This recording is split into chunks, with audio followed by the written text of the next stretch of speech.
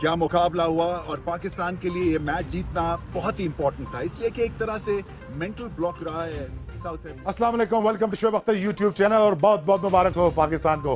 पाकिस्तान ने लगा दिया फैंटा। मैंने कुछ दिन पहले कहा था, वो कहते हैं क्या दीवाने का ख्वाब देख रहा है कि ये पाकिस्तान कैसे जीतेगा।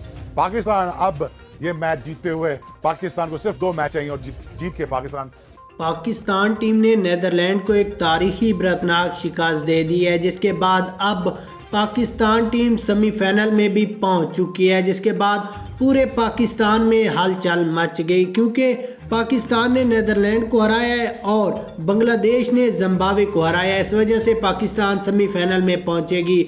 उसके बाद चेयरमैन रमीज़ राजा शोएब अख्तर ने तमाम पाकिस्तानियों के दिल जीत लिए। यहाँ पर आपको मुकम्मल हाईलाइट्स दिखाते हैं, उससे पहले वीडियो को लाइक करें और चैनल को सब्सक्राइब करें। उसके बाद अगर इस मैच की हाईलाइट्स पर नज़र डालें तो नीदरलैंड ने पहले बैटिंग करते हुए 9 खिलाड़ियों के नुकसान पर 91 रन बनाए 20 ओवरों में, जिसमें अगर बॉलिंग लाइन की बात करें तो पाकिस्तानी बॉलर छा गए। बहुत ही अच्छी बॉलिंग कराते हुए शाहीन शाह अफरीदी जिन्होंने सिर्फ 1 विकेट हासिल की, मोहम्मद वसीम जूनियर ने 2, शादाब खान ने 3 और हारिस रऊफ, नसीम शाह और शाहीन ने 1-1 विकेट हासिल की।